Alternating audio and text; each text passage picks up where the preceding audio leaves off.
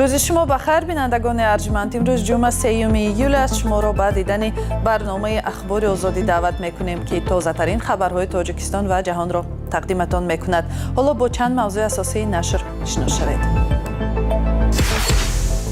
در جمهوری اسلامی ایران مراسم یک هفته‌ای ویدو با رهبری پیشین این کشور شروع شد. در این مراسم هیئت تاجیکستان زیر رهبری امامعلی رحمان هم اشتراک میکند. نیلوفر میر رحمتووا چگونه به هلاکت رسید؟ مادر زنی جوانی که در روسیه درگذشت باور دارد که دختر خودکشی نکرده بلکه قربانی خشونت خانوادگی شده است. شکایت میکرد، بسیار شکایت میکرد. سال گذشته هم همین خیلی شکایت میزدن. دادگاه در بشکک در محاکمه پرونده پرسر و صدای نقطه گذاشت.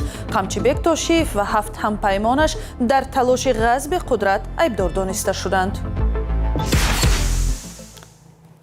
امروز 3 ایول پرزیدنت تاجیکستان امامعلی رحمان در رأس یک هیئت حکومتی به تهران رفت و آنجا با پرزیدنت ایران مسعود پزشکیان دیدار و گفتگو نمود. در ملاقات پرزیدنتان تاجیکستان و ایران جریان همکاری‌های بین دو کشور بررسی شده است. از جمله جانب از افزایش تبادل مال و کالا میان دو کشور در 5 سال اخیر ستایش کرده گفتند که این نشان داد 8 برابر افزوده در سال 2025 قریب به 500 میلیون دلار نزدیک شده است. سفر رحمان به تهران با آغاز مراسم‌های ویدو و خاکسپاری رهبری پیشین ایران آیت الله علی خامنه‌ای ربط دارد که روز 28 فوریه در حمله اسرائیل به ایران کشته شد. تاجیکستان در جنگ ایالات متحده آمریکا و اسرائیل علیه ایران از تهران حمایت و جانب‌ها را به حل مسالمت‌آمیز این نزاع دعوت نمود. از فضای امروزه تهران همکارم مومن احمدی گزارش می‌دهد. در ایران مراسم ویدا و خاکسپاری رهبری پیشین جمهوری اسلامی علی خامنه‌ای را آغاز کردند. او چندی از اعضای عائله‌اش و یک عده منصبداران بلندپایه ایران روز 28 فوریه در روز اول حمله‌های آمریکا و اسرائیل به هلاکت رسیده بودند.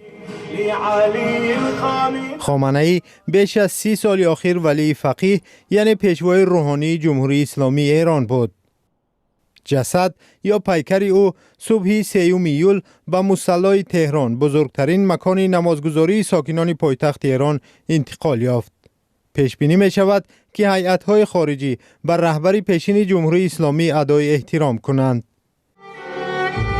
امامعلی رحمان رئیس جمهوری تاجیکستان هم روز جمعه با سفری به گفته مقامات کاری به تهران رفت. وبسایت پرزیدنت نوشت در این سفر امامعلی رحمان را وزیر کارهای خارجی، وزیر انرژتیک و ذخیره‌های آب، رئیس کمیته دین و شخصان دیگر رسمی همراهی دارند. مسئولان جمهوری اسلامی برنامه یک هفته‌ای ویدا و خاکسپاری خامنه‌ای را تهیه نموده امیدوارند که در آن میلیون ها نفر اشتراک میکنند. طول 10 ساله‌های حکمرانی خامنه‌ای بسیاری از ایرانیان با سرکوب، تعقیب سیاسی و اجتماعی، تهدید، بازداشت و حبس روبرو بودند. بعضی‌ها خبر مرگ او را با شادمانی در مظهر آن پذیرفته با حکم‌های وزنین و حتی تهدید اعدام مواجه شدند. یک خانواده در ولایت سوخت به دادستانی شهر خوجند مراجعت نموده خواستار تحقیق عادلانه مرگ دخترشان در خانه شوهر شدند. نیلوفر میر رحمتووا ماه گذشته در شهر یکاترینبورگ درگذشت و در خوجند مادرش میگوید جسد نشانه‌هایی از لطوکوب و مرگ مجبوری داشت. محبوبه براتووا میخواهد هم مقامات تفتیشاتی روسیه و هم تاجیکستان قضیه مرگ دخترش را عادلانه تحقیق کنند. در حالی که خانواده داماد از صحبت در این باره خودداری میکند، مادر نیلوفر میگوید دختر قربانی خشونت شدید در خانه شوهرش در روسیه شده است. فرزان محمدی با این مادر صحبت کرد. پناهش با الله. پیکری نیلوفر میر رحمتووا را که در روسیه کار و زندگی میکرد قریب 2 هفته پیش در خوجند دفن کردند. اما بحث والدان او با خانواده شوهرش همچنان ادامه دارد. شوهر و خوشدامن این زن 28 ساله گفتند او در خانه‌شان در روسیه خودکشی کرد. والدانش ادعا دارند که احتمال او کشته و یا به خودکشی رسانده شده است. من این طرفی دستی چپش من اینجاش کاود بود. сони почкош якта чанта жош баданош ва кабут буд. Ман اینجا دست ایزی من تو پنجه کبوت موندگی بود. من سالی من طرفش ورم بود. کمتر ورمیش بود دستی همین طرفی چپش من اینجا قوشش ورم بود. و سونی بین نهایت خراب بود. دختری من بین نهایت خراب بود. حالش بد بود. حادثه 14 ایون در شهر یکاترینبورگ رخ داده است. تابوت نیلوفر را بعد 5 روز آن به زادگاهش خوجند آوردند. مقامات روسیه در سند گفتند که سبب مرگ او معلوم نیست. طلب من عدالتی باشد. همون کسی که دختری من 4 سالی عمر حیاتش عذاب داد قاینوش این اطراف قاینوش این بسیار جنگ و جنجال اطراف قاینوش بود. همون قاینوش عدالتانه جزاش گیرد. هم شوهرش که طرفی زنش گرفته تانیست و دختری من حمایه کده نتانیست. البته شوهرش هم. محبوبه براتووا میگوید به خودکشی دخترش که در یکی از درمانگاه‌های روسیه کار میکرد و برای توی خواهرش به تاجیکستان آمدنی بود باور ندارند. آنها در مراجعتی از مقامات تاجیکستان و روسیه خواستند که مرگ دخترش را عادلانه تحقیق کنند. پیوندان نیلوفر مناسبتی به گفتهشان ناخوب خانواده شوهرش را نمونه آورده میگویند او حتی چند دفعه کوشش فرار کرده بود. شکایت میکرد، بسیار شکایت میکرد. سال گذشته هم همین خیلی شکایت میزدن و زنک یک عجایب و اکو من گویم که خطاگی هاش به دفتروی هم تشکیل کردگی بود که آبشی تیتراد که من رفته خودم من حیران شدگی بودم که خطاگی هاش دفترو و نویستگی خطاگی هاش چی باشد که یک تا جای خطا پاکدی یک تا جای خطا رفتی به دیر خستی. وقتی که من به نشان دادم من نفهمیدم که این چی باشد گفته. پیوندان شوهر نیلوفر میررحمتووا آماده نشدند که در صحبت با رادیو آزادی این قضیه را شرح دهند و موقع خود را بگویند. نیلوفر میررحمتووا 28 سال داشت و 4 سال قبل با میر عبدالله میررحمتوف ازدواج کرد و آنها یک پسر دارند. در سالهای آخر در تاجیکستان مرگ چند عروس در خانه شوهر جنجالی شده است. مقامات کمش در 7 حالت خوشدامنی آنها را گناهکار دانسته از 5 تا 7 سال زندانی کردند. حالا که موقع شوهر و خوشدامنی نیلوفر میررحمتووا روشن نیست، پیوندانش منتظر پاسخ مقامات در تاجیکستان و روسیه نشستند. فرزان محمدی، رادیو آزادی، شهر خوجند. سلام، اگر خط و خبر می‌خواهید ما داریم. نوید بامدادی، سرخط خبرها، اخبار تاجیکستان و جهان، گزارش‌ها و تحلیل‌ها. چی می‌گذرد و چرا؟ دانستن فهمیدن است. زمینه یا اپ ما را بگیرید. دادگاه در شهر بیشکک رئیس پیشین کمیته دولتی امنیتی قرقیزستان قمچیبک توشیف را با گناه کوشش غصب قدرت با زور به 4 سال زندان محکوم کرد ولی عین زمان شرطاً در آزادی نگاه داشت. دادرس هنگام اعلان حکم شام 2 ایول گفت او 3 سال زیر نظارت مقامات خواهد ماند. نام توشیف با سبب بحث‌های مرزی در تاجیکستان هم شناخته است. ناظران میگویند حکم دادگاه توشیف را از حقی پیشبری نامزدیش در انتخابات پرزیدنتی ماه январи سال آینده محروم میکند. کایمر سیاتو گزارش میدهد. Türünde o cezası belgelensin. دادگاه در شهر بیشکک به پرونده پرسر و صدای سیاسی در قرقیزستان نقطه گذاشت. 8 نفر از جمله رئیس پیشین کمیته دولتی امنیت قرقیزستان قمچیبک توشیف در تلاش غصب قدرت گناهکار اعلان شدند. توشیف به 4 سال حبس محکوم شد اما شرطاً در آزادی میماند.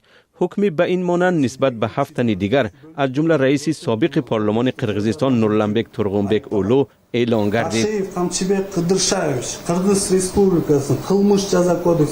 دادگاه 1 می در بیشکک روز 2 ایول گفت با نظرداشت آنکه جنایت هنوز صادر نشده بود و اصلاح محکوم شدگان به زندان امکان داشت چنین تصمیم گرفت.